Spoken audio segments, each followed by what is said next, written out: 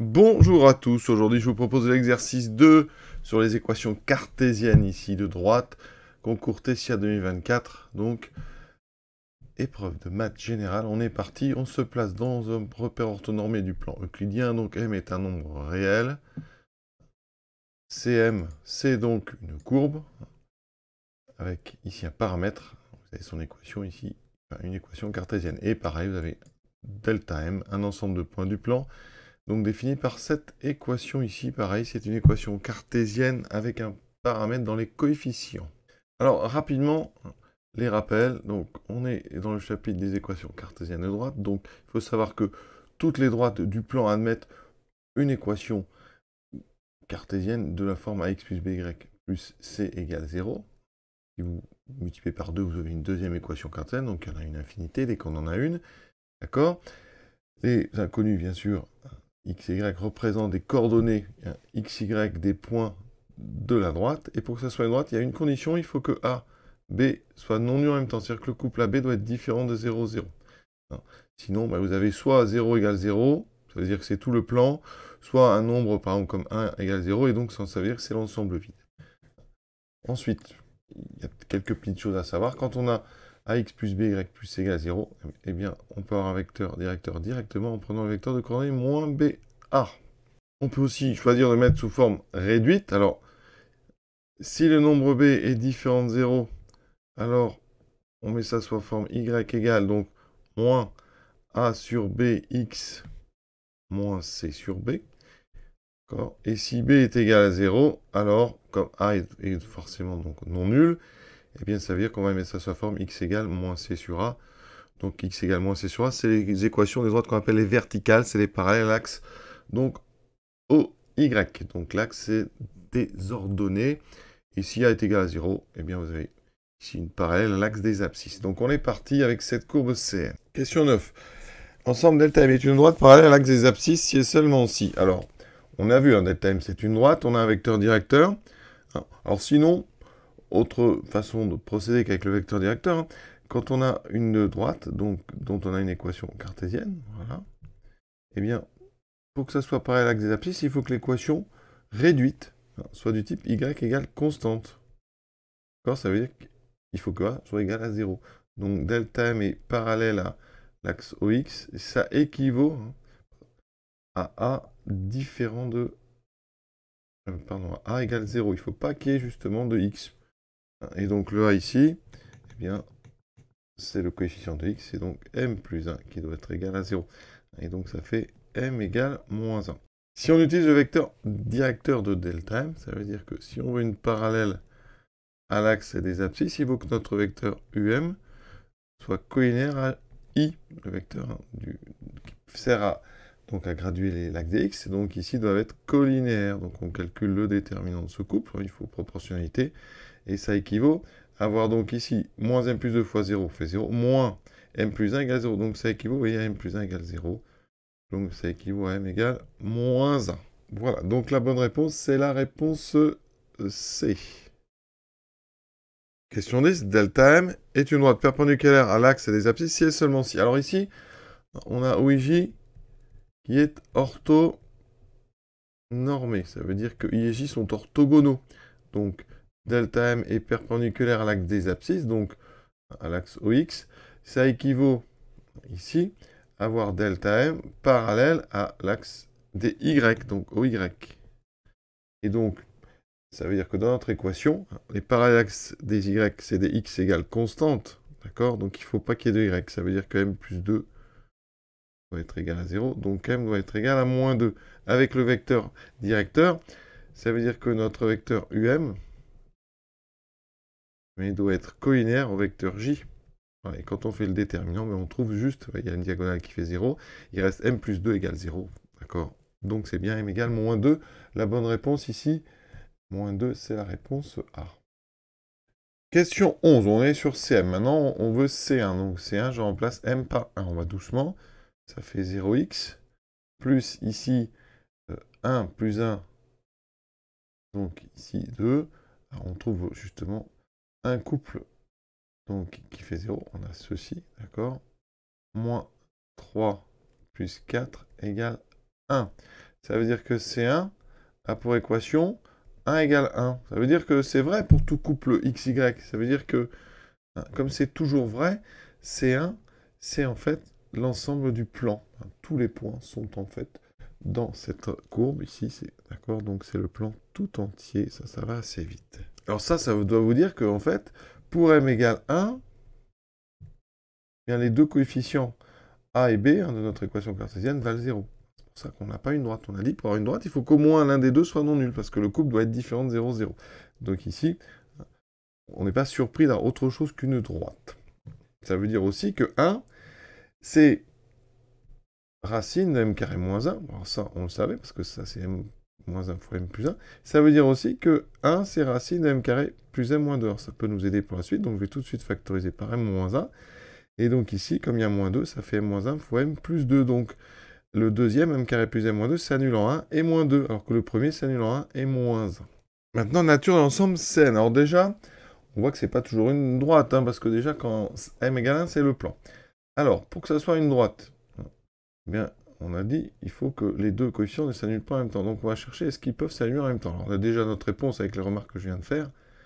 Ça veut dire qu'ici, m carré moins 1 égale 0, ça fait m égale 1 ou m égale moins 1.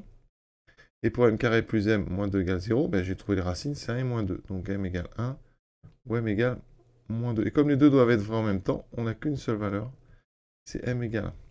Ça veut dire que pour tout m différent de 1, de Cm est une droite, puisque le couple AA, donc ici, est non nul. C'est une droite. Et pour m égale 1, Cm est le plan tout entier. Donc c'est ou une droite ou le plan tout entier selon la valeur de m. Et donc c'est la proposition A. Les autres sont donc forcément fausses. Effectivement, un ensemble fini, non. Le plan c'est infini. Une droite ou l'ensemble vide, non. Ça ne peut pas être l'ensemble vide. Ça peut être le plan. Par contre, ici, c'est pas ça. Et là, donc comme là est bonne, le B est faux. Question M13. Alors on suppose que le delta M et delta P sont des droites. On avait vu pour tous les réels, de toute façon, ce sont des droites. Delta M et delta P, il faut qu'ils soient perpendiculaires. Donc là, deux options. Soit vous utilisez les vecteurs directeurs, soit des vecteurs normaux. Alors, on va prendre les vecteurs directeurs. Donc avec des vecteurs directeurs. Donc la formule, c'est moins BA. Donc ça veut dire que un vecteur directeur, on va l'appeler UM. Donc c'est moins B. Donc moins M plus 2, on l'a déjà dit tout à l'heure, M plus 1. Pour UP, ça sera donc moins P plus 2, P plus 1. Donc, pour que les droites soient perpendiculaires, il faut que les deux ici soient donc forcément orthogonaux. Donc les deux vecteurs directeurs doivent être orthogonaux. Orthogonaux, il faut un produit scalaire, ça tombe bien, parce que OIJ, c'est le plan euclidien. Donc, d'accord, repère orthonormé, muni d'un produit scalaire, c'est ça, plan euclidien. Et on est en dimension donc 2. Donc on fait le produit scalaire. Ça veut dire qu'on a m plus 2, p plus 2. C'est donc le produit des y. Les deux moins s'annulent, enfin se simplifient. Plus m plus 1, p plus 1 égale 0. Donc, ça veut dire qu'ici, si on regarde, m plus 2, p plus 2, m plus 2, p plus 2, c'est ici, m plus 1 plus 1, c'est la dernière. Voilà. Vous voyez, c'est la réponse E que j'ai obtenu donc en utilisant l'orthogonalité des deux vecteurs directeurs. Alors, vous pouvez aussi passer par des vecteurs normaux, puisqu'on est dans le plan donc euclidien, on a le droit d'utiliser tout ce qu'est l'orthogonalité, le repère est orthonormé. Donc mon vecteur, je vais prendre le vecteur directeur de la première, je vais l'appeler NM, le vecteur normal, pardon. Un vecteur normal de AX plus BY, c'est AB. Un vecteur normal, c'est AB. On voit beaucoup ça en géométrie dans l'espace. Dans le plan, c'est pareil. Donc là, j'aurai M plus 1, M plus 2. Et un vecteur, donc ici, je vais indiquer comme ce que je fais, avec des vecteurs normaux.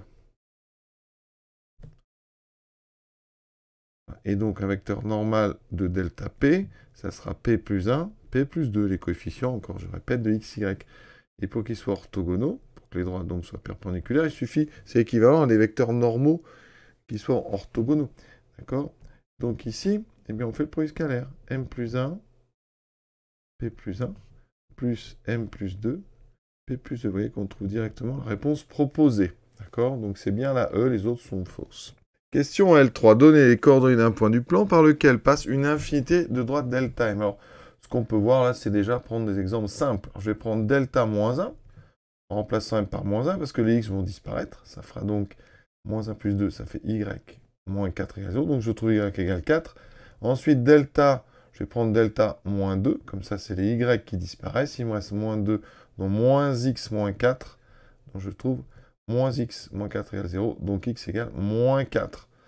D'accord? Ça veut dire que j'ai déjà, donc j'appelle le point A, le point de coordonnées 4, moins 4. Déjà, A appartient à delta moins 1 et delta moins 2. Maintenant, regardez, quand je remplace ça dans delta m, m plus 1 fois xa plus m plus 2 fois ya, moins 4, je calcule, ça fait m plus 1 fois moins 4, plus m plus 2 fois 4, moins 4, je calcule, moins 4m moins 4, plus 4m plus 8, moins 4. Voilà, 8 moins 4, ça fait 0. Donc, ça veut dire que, quel que soit m appartenant à grand R, eh bien, le point A, il appartient à delta m. Donc, un point du plan pour lequel passe une infinité droite, on peut préciser, donc, c'est le point A moins 4, 4. Voilà, toutes les droites passent par ce point. Dernière question de cet exercice 2. Donner l'équation d'une droite qui n'est parallèle à aucune des droites delta m. Alors, delta m, hein, on va aller chercher, déjà, on va regarder un vecteur directeur dans le cas où elles sont non verticales.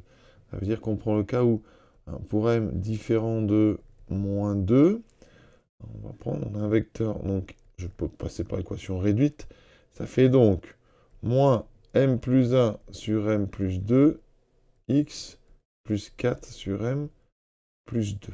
D'accord? Ça veut dire que dans ce cas-là, ma pente, le coefficient directeur, c'est moins m plus 1 sur m plus 2. Ça veut dire qu'il faudrait trouver une pente qui n'est jamais atteinte par une pente des droites delta m. Alors si on regarde moins m plus 1 sur m plus 2, on peut voir rapidement, après ça c'est un petit peu d'habitude, que ça ne peut pas faire 1. Ça peut, enfin, le coefficient, le rapport ici ne peut pas faire 1. Donc la pente est différente de moins 1. Effectivement, moins m plus 2 sur m plus 1, si vous résolvez égal à moins 1, ça fait donc m plus 1 égale à m plus 2. Hein. On rappelle, hein, j'ai pris m différent de moins 2. Et oui, ça fait 2 égale 1. Donc c'est impossible. Ça veut dire que la pente est toujours différente de moins 1. D'accord? Ensuite, pour m égale 2, pour m égale moins 2, on a dit que delta m, donc elle est verticale, parallèle à l'axe des ordonnées. Hein. Donc, eh bien, ça veut dire que la seule pente qu'on ne peut pas atteindre, c'est moins 1. Donc, je vais prendre une droite qui a une pente moins 1. Donc, on peut prendre, par exemple, la droite D, Y égale moins X.